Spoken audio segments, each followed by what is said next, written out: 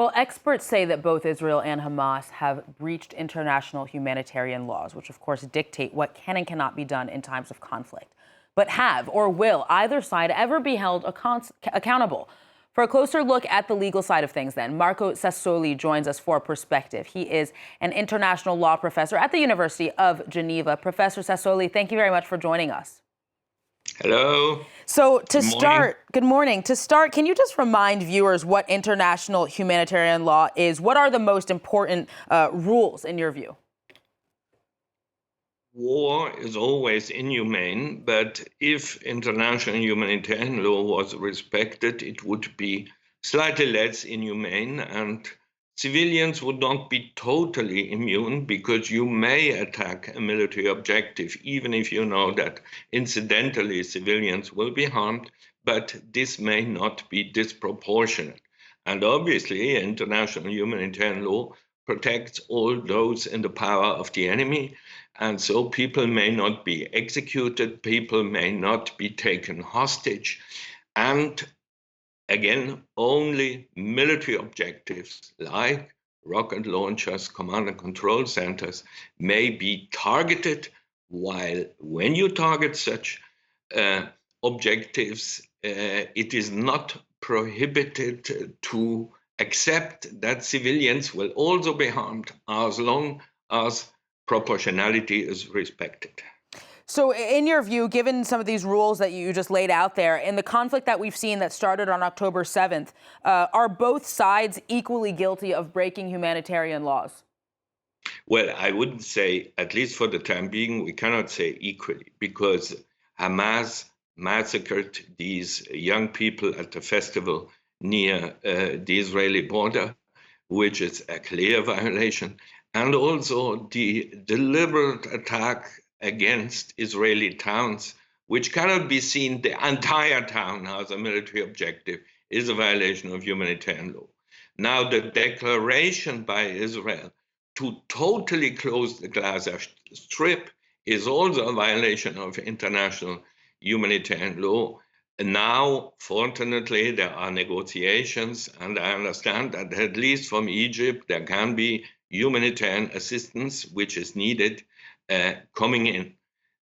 For the time being, the Israeli bombardments of the Gaza Strip, it is impossible to judge whether they violate or not humanitarian law, assuming that it was not Israel which targeted this hospital, because that would be a clear violation of humanitarian law, because we don't know what were the targets, what was the importance of the targets, whether there were mistakes or whether it was deliberate that civilians were killed.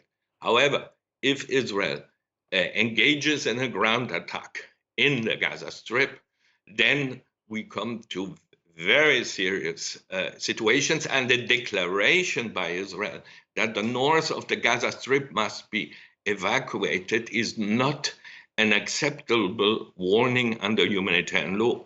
It is welcome if they warn before they attack a given house where there is, for instance, a command and control center, and they warn the neighbors. But you cannot warn half of the Gaza Strip.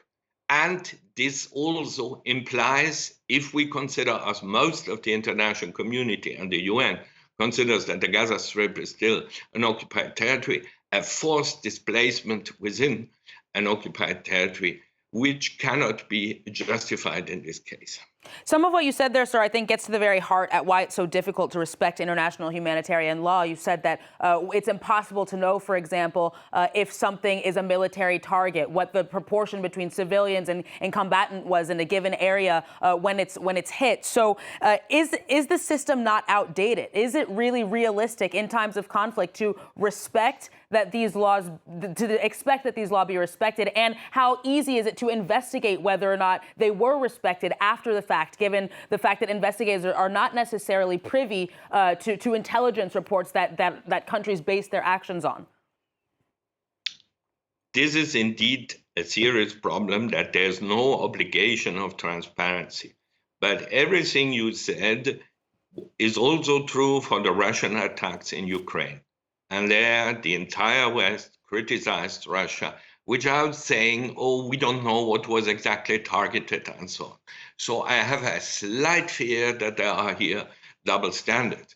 And it is important to underline that obviously you report that you are right about violations of humanitarian law, but every day humanitarian law is also respected when prisoners are taken instead of being executed, when they are treated properly, when military make serious efforts to identify military targets and to choose the appropriate munitions to target only these military targets. Simply, this, rightly so, does not deserve a media report because it is normal. This is what is expected from the military. Genocide, sir, I think is a word that's been thrown around a lot to describe what we're seeing, to refer to the actions of both sides. I think we often forget that that, too, has a very clearly defined legal definition. Are we seeing genocide play out today, either against Israelis or Gazans? No. And I think we shouldn't throw around such a very serious term in this case. But anyway, there are other international crimes, like in particular war crimes and crimes against humanity, which may be committed by individuals. But I have to remind you that a state or an armed group commit violations of humanitarian law. War crimes and crimes against humanity are not committed by states and armed groups, but by individuals. And so it is much more difficult to identify the individual responsible. Now, the International Criminal Court has done that by launching an arrest warrant against President Putin because he made the declaration that he wants to have these Ukrainian children be brought to Russia, which is a war crime. Now, in the case of both Hamas and Israel, I think the prosecutor could also find similar things which are not like the conduct of hostilities, a complicated issue where you should know and you don't have evidence and so on. Let's speak perhaps, for instance, about the settlements or about this attack of Hamas against those young people in the festival at the Israeli border. Sir, just as a final question to you, we've got about just a minute left. In conflict after conflict, we see that international humanitarian laws are broken, investigations are launched, but there aren't always something doesn't always come from these investigations. It seems that politics often prevents anything from being done. Is the system is it possible to hold people accountable when crimes are committed? And if not, does that mean that the system is maybe outdated and needs serious reforms? We all would need a better world, a world governed by the rule of law, not only in the field of humanitarian law, but also in the field of international trade law. There is no rule of law. There is politics, as you put it. But it is better to have these rules than to have nothing. And in an ideal world, we would never need humanitarian law because humanitarian law applies only to armed conflicts. And in a world governed by a rule of law, there wouldn't be armed conflict.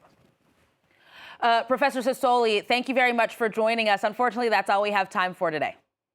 Okay, thank you. Bye.